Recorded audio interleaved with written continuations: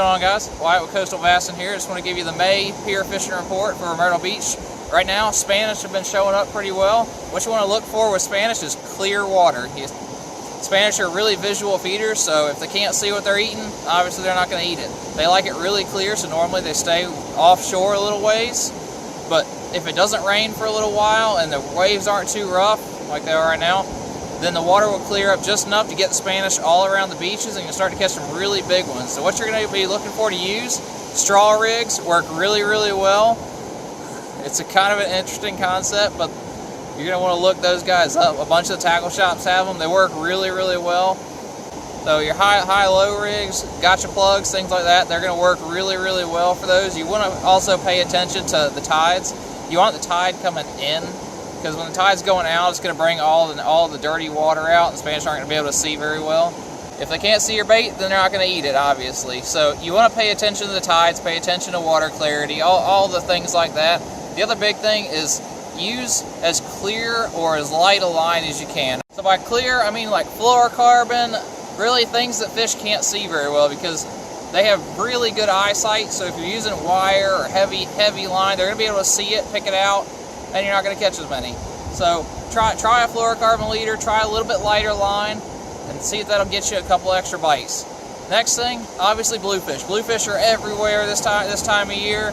You're going to be catching those on your high-low rigs, your double drop rigs, Carolina rigs. You can catch them on artificials. You can catch them on pretty much anything that's put in the water, because bluefish, they don't really care what they're eating. If they see something in front of them, they're going to grab it. So if they see a crab floating around, if they see a shrimp, they see a mullet, mud minnow, if they see your plug, if it's in front of them, they're going to grab it. So it's really nice, really good time to bring your kids, bring your whole family out here, because they're going to be able to catch those. And they're a really good eating fish. They're really good to fry. So the cool thing about bluefish this year is there's been some people catching some really big bluefish for this area. A little bit farther south of here, Charleston down to Georgia, it usually sees the big bluefish. Up here we've been seeing some really big bluefish for the area being caught this month. Some 7, 8, 9 pound bluefish have been coming out of the creeks. They've been coming out off the beach. So it's a really good time to be out there and see if you can catch one of these giant ones. Normally this time of year, 3 to 4 pounds is a big one. We're getting ones that are just about double that weight, so that's pretty cool.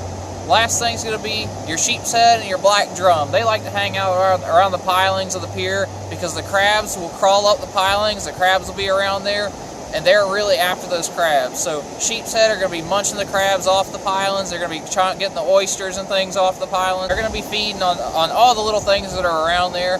So if you want to catch those, you want to fish straight down, usually using heavy tackle, because you're around all the pilings and things.